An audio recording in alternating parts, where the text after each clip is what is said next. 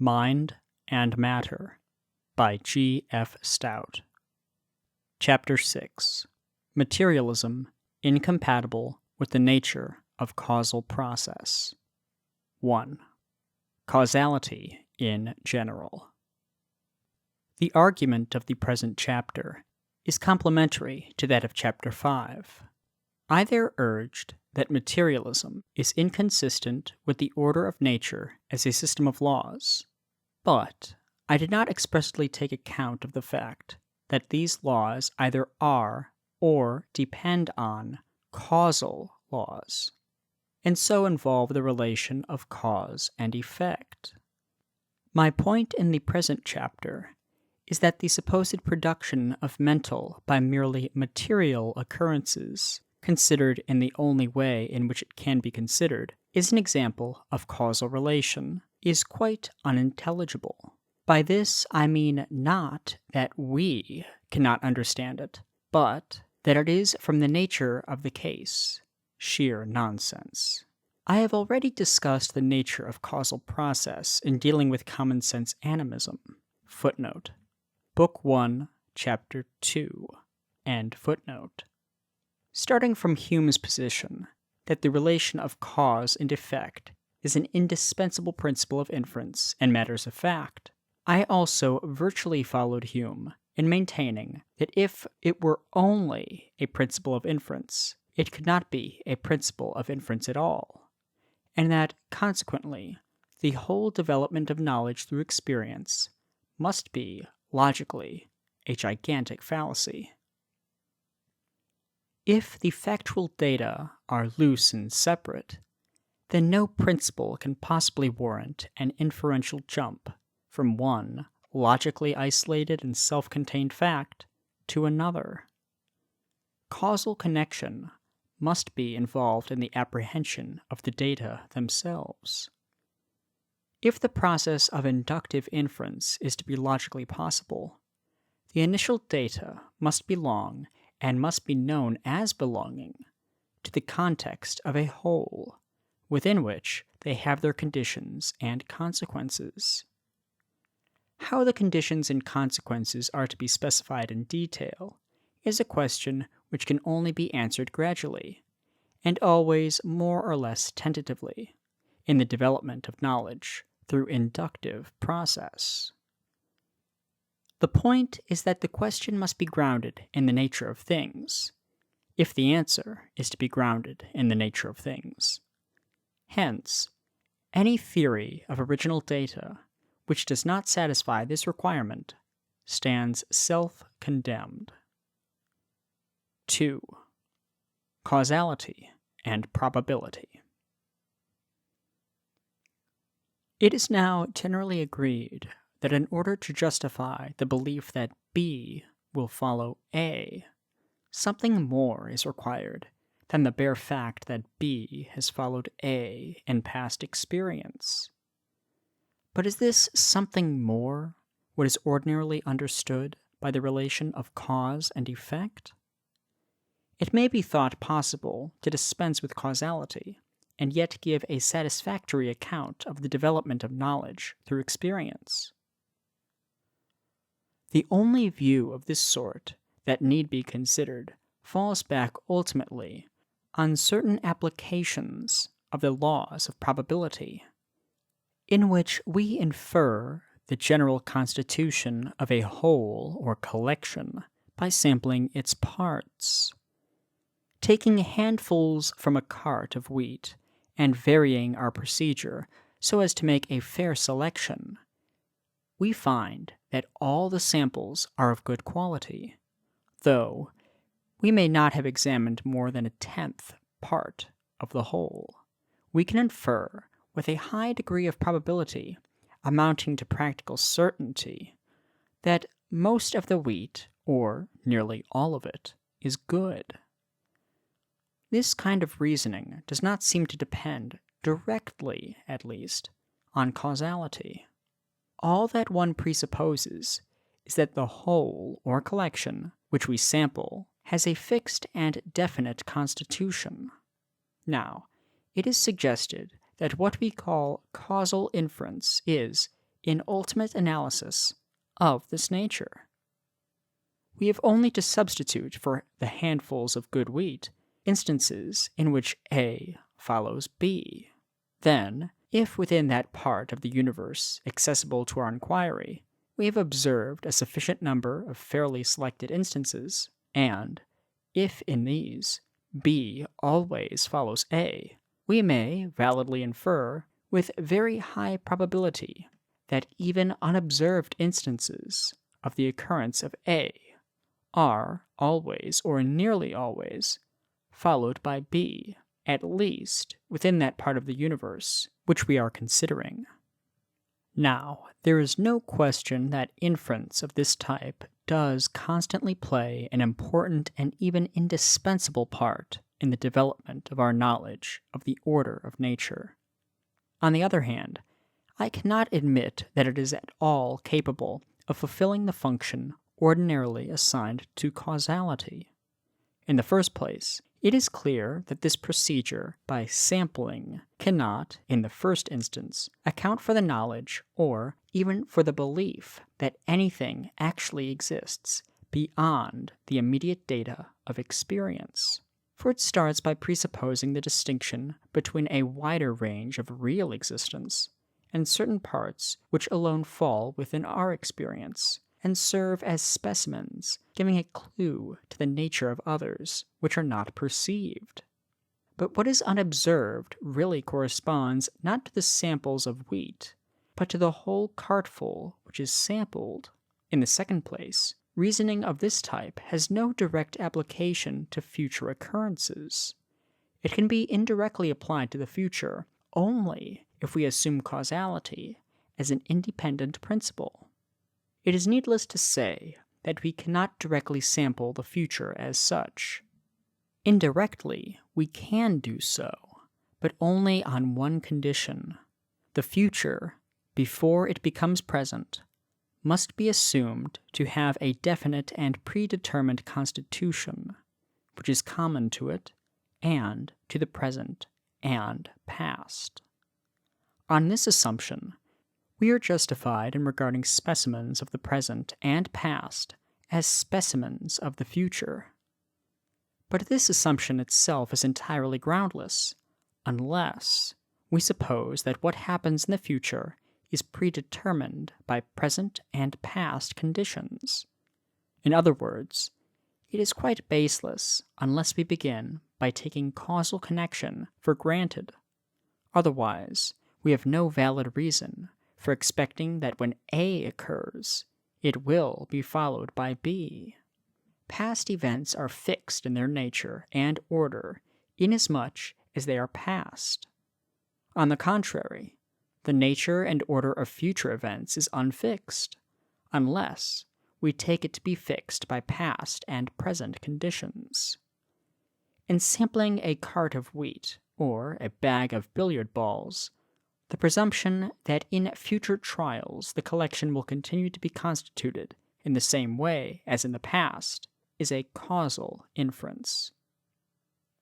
Finally, even when we are dealing with past sequences as such, it is clear that reasoning from probability, though it is ultimately distinct from causal reasoning, is not independent of it.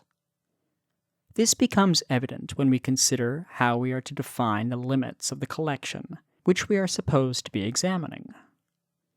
If we include in it all the possible instances throughout the whole universe in which A may or may not have been followed by B, it is plain that anything like a fair selection of samples is impossible, and our result will be almost, if not altogether, worthless. The probability is greatest for adjacent cases, and less for those which are remote.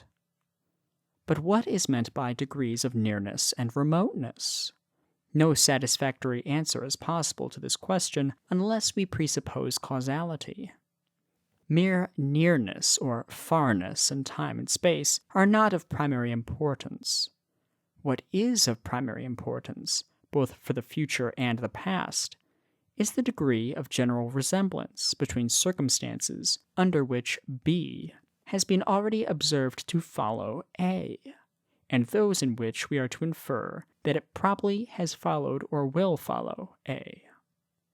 If there is any striking and unprecedented difference in this respect, the probability is proportionately weakened. Why should this be so, unless the difference in the circumstances be regarded as possibly involving a difference in causal conditions? We are also bound to recognize that in order to account for its function in the development of knowledge, causal connection must be a necessary connection. It must be such that if A is the entire cause of B, then, given the certainty of the occurrence of A, we can certainly infer the occurrence of B. And, given that A has probably occurred, we can infer the occurrence of B with exactly the same degree of probability. But we have no right to predict that B certainly will take place, unless we are prepared to assert that it certainly must take place, and we have no right to assert that it will probably take place, unless we are prepared to assert that it probably must take place. So far as it is unlikely that an event must happen, it is likely that it will not happen. Whether or not causality involves necessitation in any other sense, it at least involves a necessity, so far analogous to the logical connection of reason and consequence, that, taken together with the laws of probability, it supplies a warrant for valid inference. The function of the causal principle in the development of knowledge does not, therefore, at all depend on our ability, in any given instance, to assign with complete fullness and accuracy the entire cause.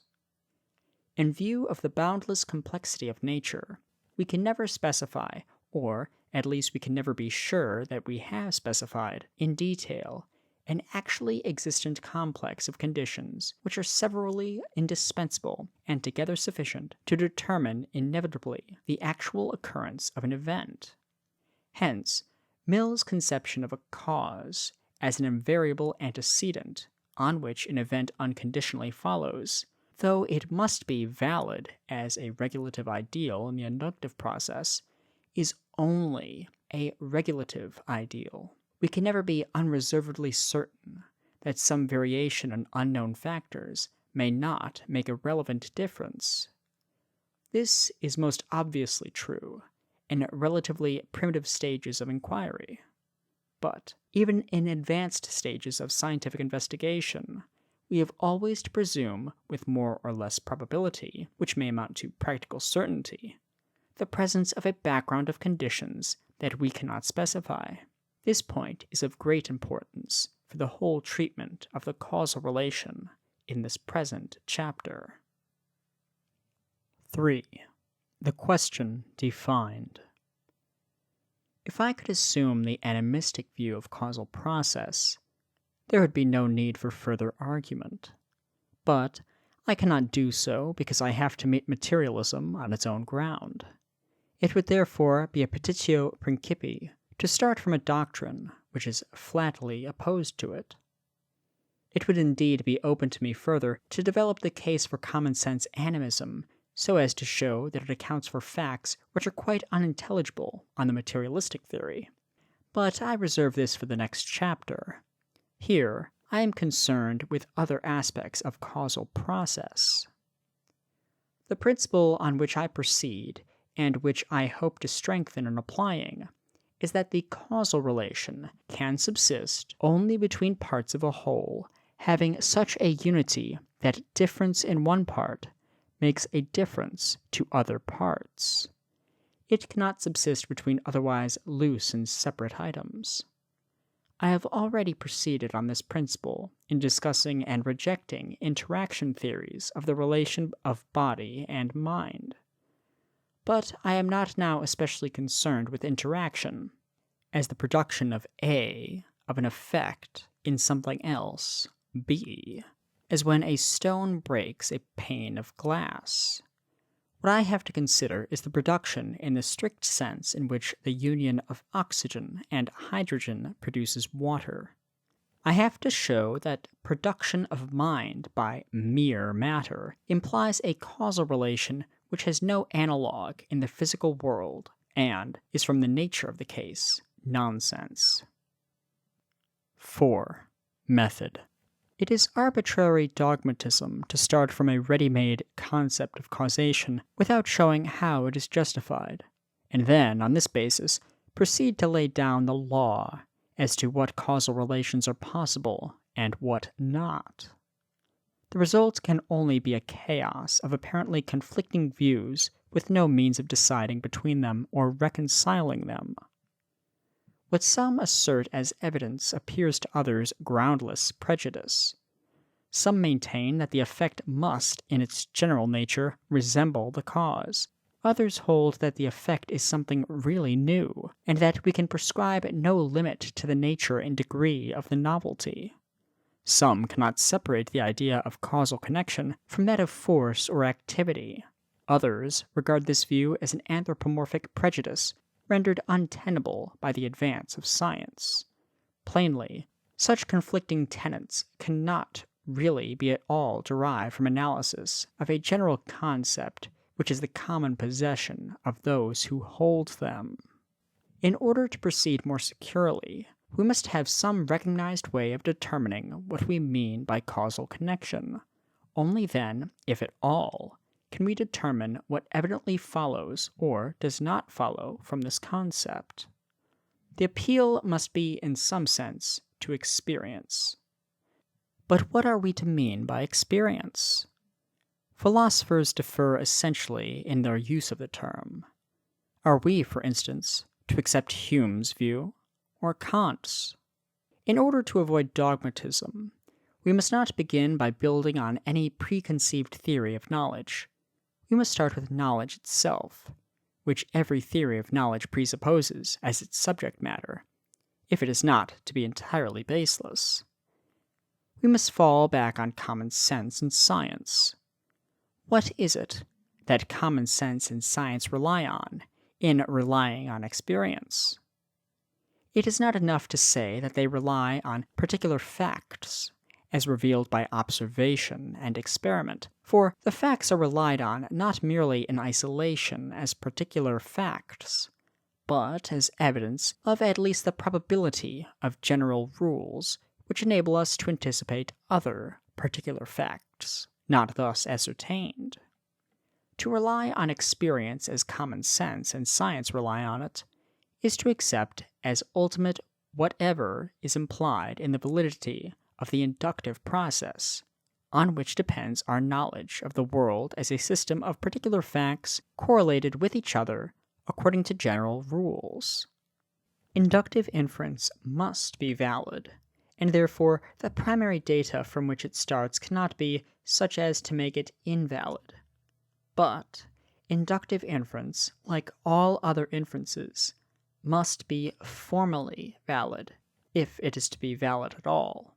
The conclusion may assert only a slight probability, but if this probability does not certainly follow from the premises, there is no valid inference. Inference simply consists in perceiving such a relation between premises and conclusion that the premises cannot be true unless the conclusion is true, and this relation must be the same for all inferences of the same type. Further, the premises themselves must be such that they can enter into the required relation to each other and to the conclusion. If this is not true of Hume's impressions or Mill's states of consciousness, it simply follows that these cannot be the original data of knowledge through experience. It is from this point of view that we have to justify our concept of causation by an appeal to experience. Footnote. This is also Kant's meaning when he speaks of the constitutive conditions of possible experience. But the Kantian doctrine is complicated by assumptions about phenomena and unknowable things in themselves, pure concepts and the disconnected manifold, etc., which seem to be false and baseless. End footnote. What is needed is such a concept as will make the causal principle intelligible as indispensably involved in the correlation of particular facts according to general laws. It is hopeless to seek for a causal principle as an independently evident ground of induction, apart from the inductive process itself. It is equally hopeless to treat it as an hypothesis or postulate, verified by its application. For unless it is presupposed, verification of hypothesis is logically impossible. The causal principle is not, in this respect, exceptional. What is true of it is true of all principles of inference. The dictum de omni et nullo, for instance, is not self-evident independently of the evident validity of the syllogism. It is indeed evident from the nature of the case. But what is the case? It is the case of any syllogism in which the conclusion is seen to follow inevitably from the premises. It is one thing, however, to infer this from that as occasion arises. It is quite another to attempt to disentangle, in its abstract generality, the relation of premises and conclusion which makes the inference cogent. Aristotle achieved this for the syllogism so as to leave little for his successors to do.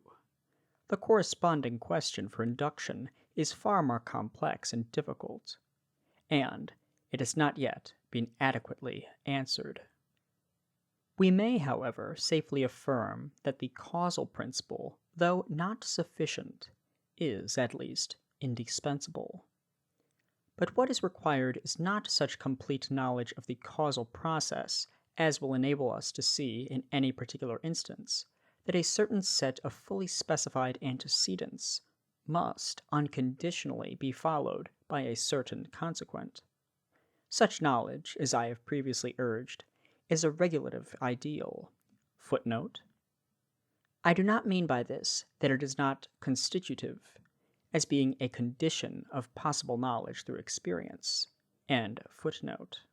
Which is never completely realized. In examining the nature of causal process, what we have to do is to make explicit and distinct what is implicitly and obscurely taken for granted in this guiding ideal. We have to keep before us the question, what would be required for its complete fulfillment? At the outset, we must decide on the relative claims of science and unscientific common sense to throw light on this problem. I have argued that inasmuch as science is an abstract and one-sided development of human experience, it may tend to ignore aspects of causation which are really essential even to science itself. On the other hand, the standpoint of science is, in other respects, to be preferred, inasmuch as scientific knowledge of the causal order of nature is comparably fuller, more precise, and systematic. Further, it is the only standpoint which is here relevant, for we are meeting materialism on its own ground, and materialism pretends to be based on science. We ought therefore to prefer the account given by physics and chemistry of what takes place when a candle burns to that of pre-scientific common sense.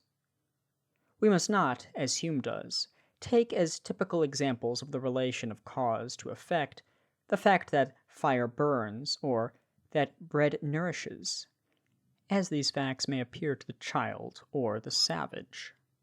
Otherwise, we are in danger of ascribing to the positive nature of causal process what is really due to our ignorance. There are accordingly 3 stages in the development of my argument. 1. I have to consider the concept of causal connection implied in the scientific ideal of causal explanation, which gradually comes to light as our knowledge of the causal order of the physical world becomes more complete, precise, and systematic. 2. I have to show that the production of mind by purely material factors differs fundamentally from any causal relation of this type. 3. I have to show that there is not only difference, but essential discrepancy, which makes nonsense of metaphysical materialism.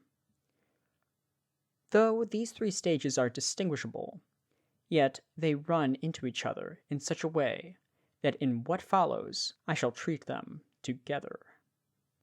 5. The scientific ideal in general. Change is not the beginning or ceasing of that which changes. When I stop writing and walk across the room, there is a change in my state and the relation to other things. But I do not lose my identity. Writing and walking are indeed different, but they are both successive phases or stages included within my continued existence. Now, the ideal of causal explanation, as it comes to light in the progress of science, is to trace in a thoroughgoing way the continued existence of that which changes, in and through the variety of its successive phases. It is not satisfied with the mere occurrence of one state of things after another.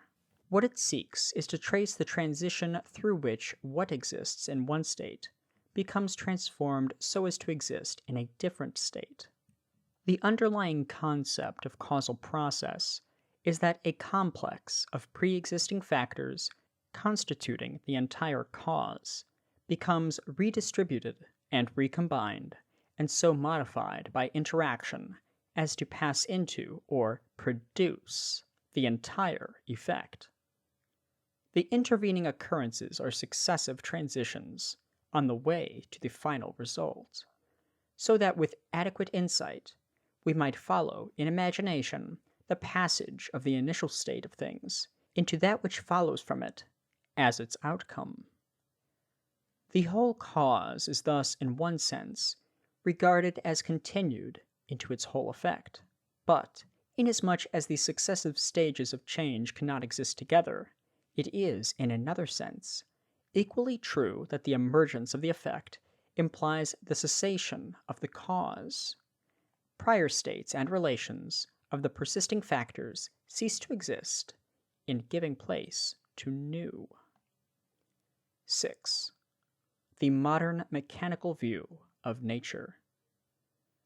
Greek science partly anticipates modern developments, as in the atomic theory of Democritus and the geometrical constructions of the Pythagoreans and Plato. In part, it follows a very different course, as in the Aristotelian physics inherited by the schoolmen. But there is no conflict as regards the general principle of persistence. For Aristotle, what takes place in the world of becoming is always the transmission of a pre-existing form to a matter adapted to receive it. Everything must potentially be what it actually becomes. In modern science, beginning with Galileo and Descartes, the principle of persistence finds its expression in what is somewhat loosely called the mechanical view of nature, with its great fundamental laws, as that of the conservation of energy. It is found that a comprehensive and coherent system of causal laws can be traced only in terms of the primary qualities of matter: extension, position, configuration, motion, and energy, considered as power of producing motion.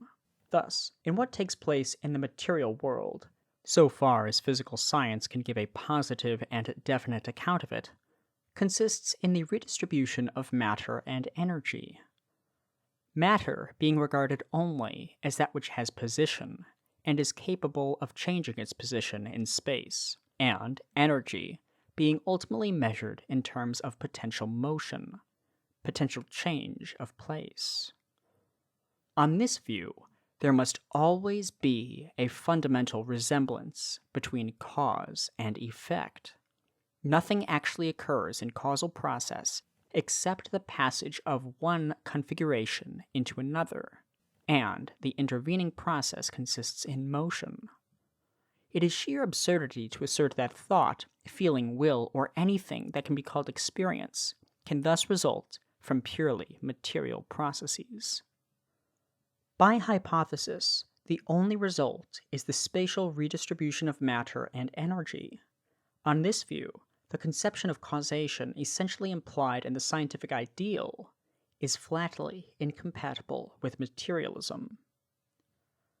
But secondary qualities present an analogous problem. If physical science can account for these in its own way, it ought, it may be said, to be able in like manner to account for the origin of mind. This point requires careful examination, which will be found to strengthen our main argument. 7. Secondary qualities taken as physically unreal. Modern science is bound to find a reason for the fact that it is able to trace the course of physical nature only in terms of the primary to the exclusion of the secondary qualities. From the time of Descartes, the traditional and orthodox view has been that the secondary qualities do not qualify matter at all, and cannot come into being as the outcome of purely material conditions. The only way to account for them is to regard them not as bodily, but as mental. They are taken to be merely modifications of, or appearances to, a mind already presupposed to exist. They are only qualities of the sensa, which we immediately experience in hearing sounds, seeing colors, smelling odors, feeling hot or cold. The sensa themselves, as well as the experiencing of them, are treated as mental and not material. Their being is taken to consist in being experienced. It may be that they do not arise except when a mind is acted on by material conditions, but it is only in the mind that they exist, and their entire cause must include mind in interaction with matter. They are merely subjective modifications, falsely ascribed to bodies. This doctrine bids defiance to common sense. Apart from scientific theory, we cannot help believing that things are really colored in fundamentally the same way as they are really extended.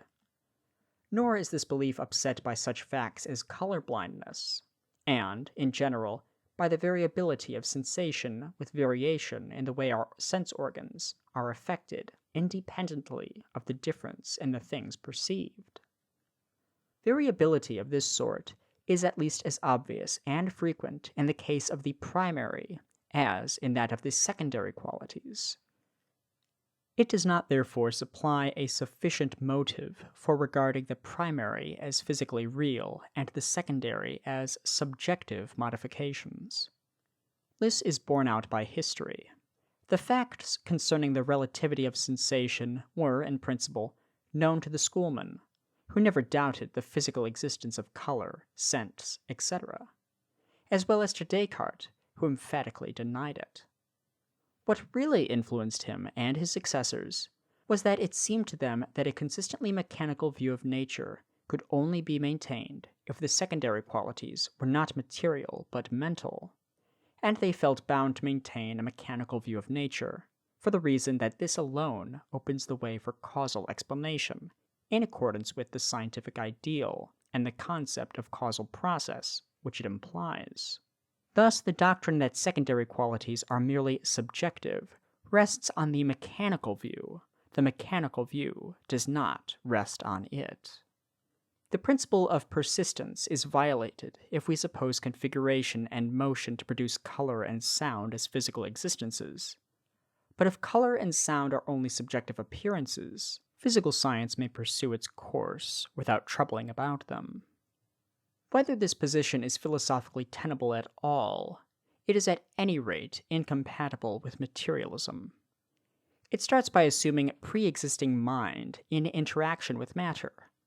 But the materialist goes behind this assumption and asks how mind itself is caused. His answer renews, in an intensified form, the very difficulty which the doctrine of secondary qualities as subjective is intended to surmount.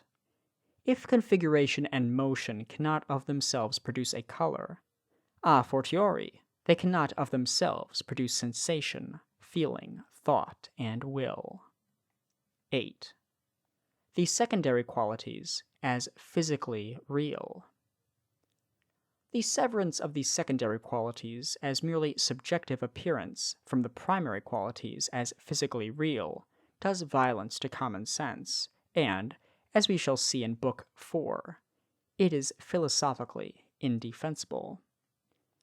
It ultimately depends on the assumption, based on the mechanical view of nature, that the secondary qualities do not enter into the causal order of the material world. But this assumption is unwarranted. We may admit that it is only in terms of the primary qualities that the causal order can be followed and formulated in accordance with the scientific ideal. But we must not confuse the limitation of scientific method with limitation of real existence. The secondary qualities may enter into causal process in a way which is beyond the reach of scientific theory.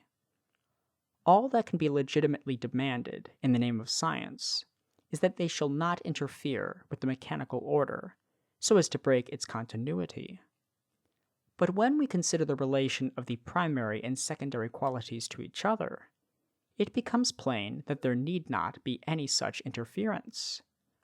Causal relation, in general, presupposes the spatial or temporal diversity of the related terms. The secondary qualities, if they are physical at all, are not spatially or temporally separable from the primary. Color, for instance, does not exist at a different place or at a different time from extension. It exists as colored extension or extended color, e.g., a red patch or a patch of red. Inversely, extension exists only as extension of color, or of some other secondary quality. Before proceeding further, there are two questions of terminology to be considered. If the so-called primary and secondary qualities are essential to each other, in what sense, if any, can they be properly contrasted as primary and secondary? Originally, the term secondary implied that the qualities so called were not physically real. This doctrine being discarded, the only sense in which they can be secondary is that they play a secondary part in the scientific method of determining the causal order of nature through hypothesis and verification. The other question is about the use of the term quality. When we speak of primary and secondary qualities, the term quality is used in a very wide sense of predicable character, but it is also indispensably required in a more special sense. In this special sense, there are no qualities except those which are called secondary. The merely spatiotemporal characters, such as size, shape, position, and motion, which are commonly called primary qualities, are not, properly speaking, qualities at all. This ambiguity has helped to hide the fatal weakness of the subjectivist theory. In stripping matter of one set of qualities, the secondary, it still pretends to leave another, the primary. What it really does is to take away all qualities properly so called, and it leaves only quantitative and relational predicates, a very difficult and, as it seems to me, an intolerable position. The alternative view, which we are now considering, is that the constitution and course of nature has throughout two aspects, abstractly distinguishable, but not really separate: the mechanical, or spatiotemporal, and the distinctively qualitative. Neither causally determines the other. Neither can be either cause or effect apart from the other. At this point, certain epistemological questions are likely to occur to the reader. These will be discussed in their proper place in Books 3 and 4. But, to prevent misunderstanding, I here briefly indicate some of the positions which I shall more fully explain and defend. 1. Though it is only in sense perception that we are primarily aware of either the primary or secondary characters, neither can be simply identified with the characters of the sensum which we sensate in perceiving them. This varies with the bodily conditions of perception independently of variation in the object perceived. 2. As we cannot see, touch, or otherwise perceive such scientific objects as electrons, atoms, molecules, light waves, so we must not assume that the physical qualities are limited to those which are accessible to our senses, as colors and sounds are.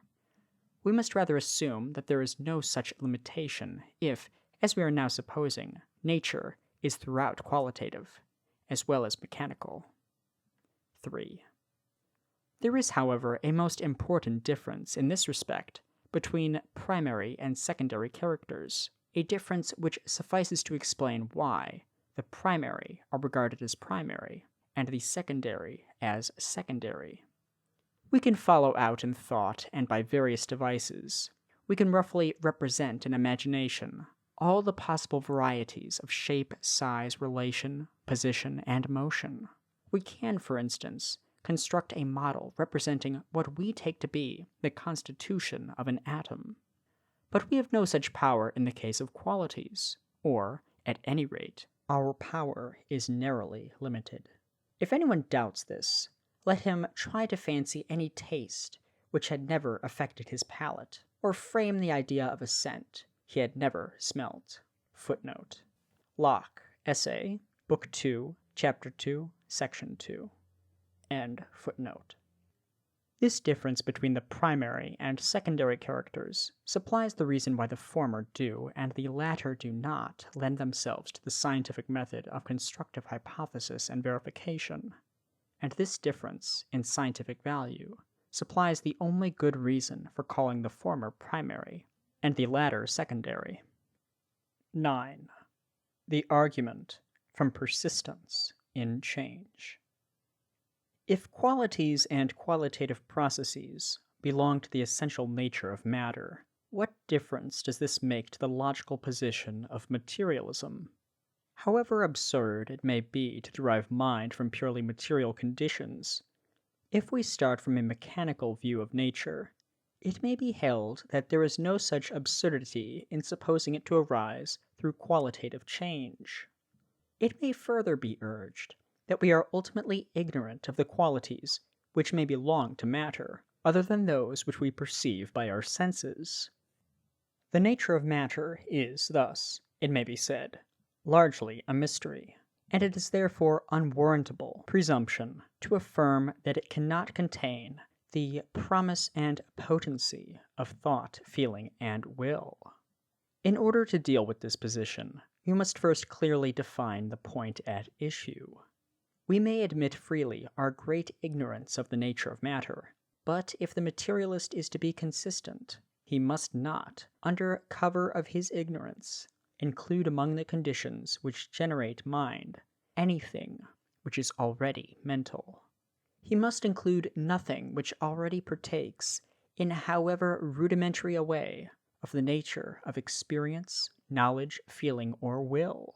The question is whether factors and processes which, in this sense, are absolutely non-mental, can produce what is mental.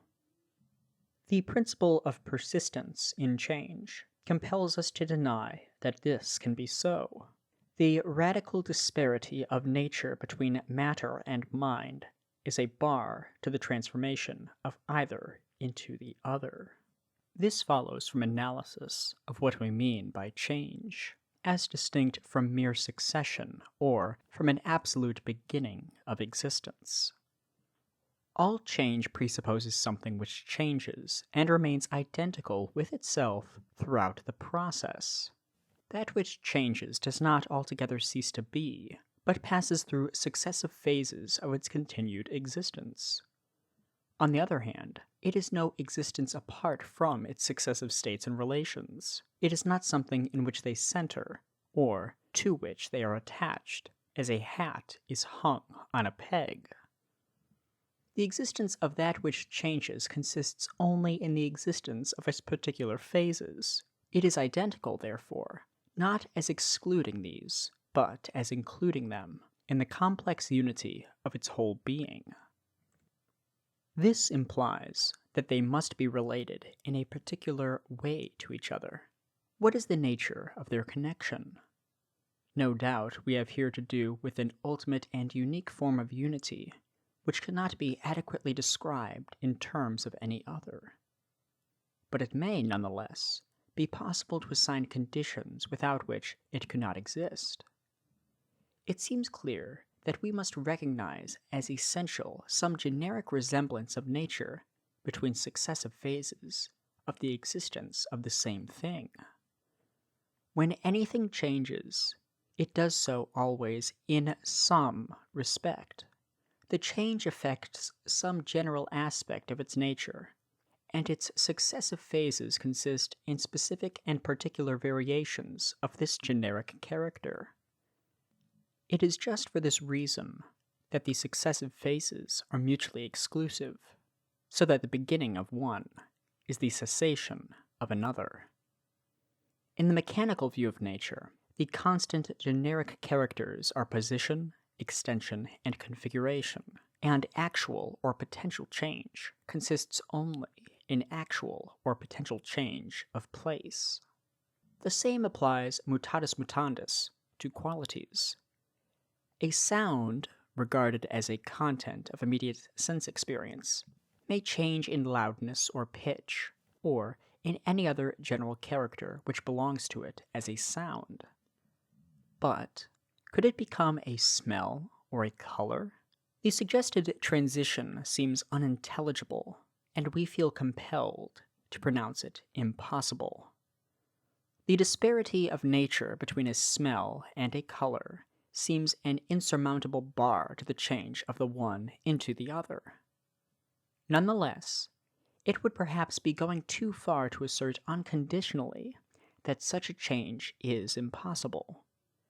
We cannot conceive how it could take place, but this may be due to the lack of relevant experiences, which would, if we had them, enable us to imagine a series of intermediate transitions gradually bridging the original gap between sound and smell or color.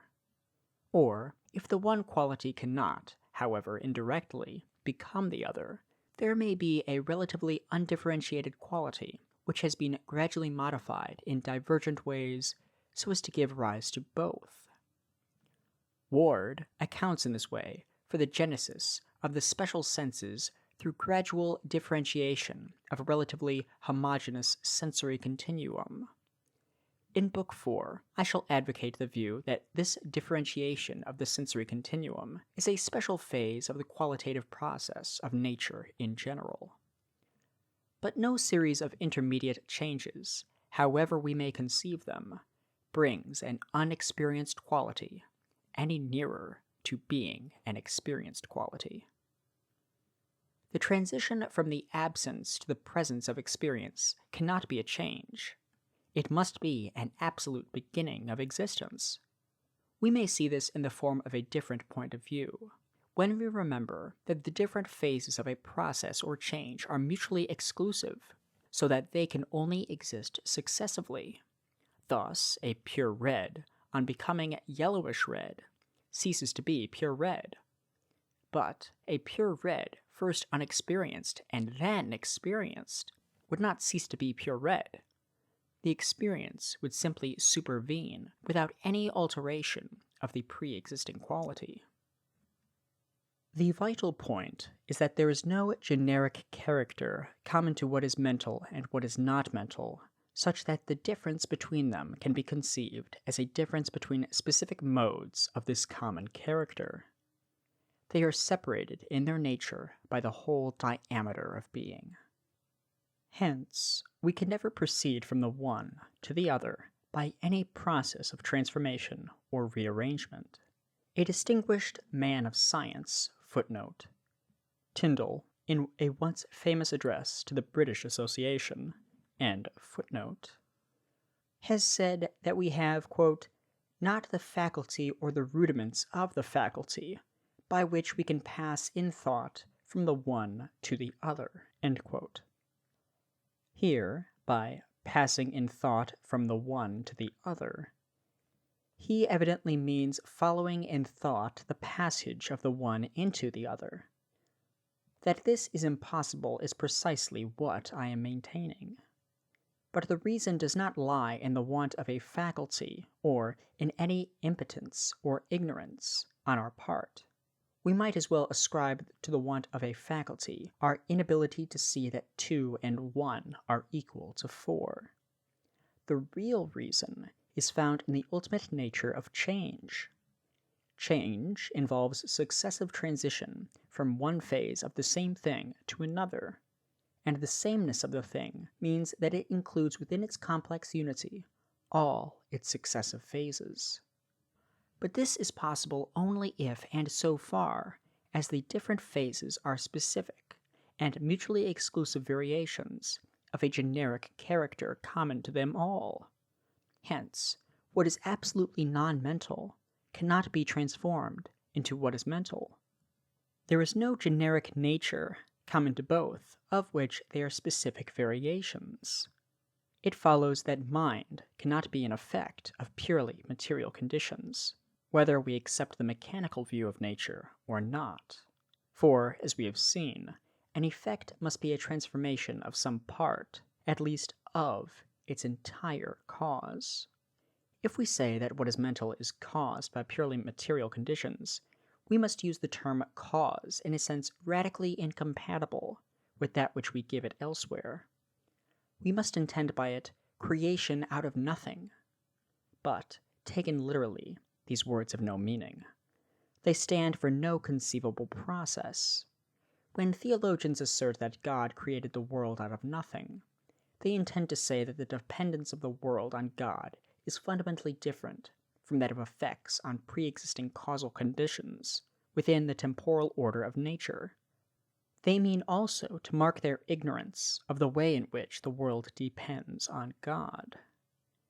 This is regarded as a mystery for finite beings, and known only to the Creator himself. But it is plainly quite illegitimate to introduce a mystery of this sort where we are supposed to be dealing with an instance of causal process falling within the ordinary course of events in the material world, and where the dependence is not on an infinite and omnipotent being, but on certain occurrences within a human brain. Here, we must either treat the conception of causality as irrelevant, or we must mean by it what we ordinarily mean by it. Does it follow that we must deny the distinction between things which have experiences and things which have not? Are we bound to accept a mind stuff or a monadistic theory? If so, it may seem to some that the remedy is as bad as the disease. But there is another alternative. All that is required is that mind shall through and through enter into the constitution of nature and give to natural processes a character and implications which could not belong to them if they were merely material. On this assumption, we may account for a physiological disposition's being also a mental disposition, and we may find justification both for the mechanical and the teleological views of organic life. The mind operative in nature may express itself in various ways. The emergence of experiencing individuals at certain stages in the course of natural process is one among others. If this view turns out to be the only tenable view, the argument against materialism is virtually an argument for the existence of God as the universal and eternal mind. Footnote. Confer Book 4, Chapter 7, Section 5. End footnote.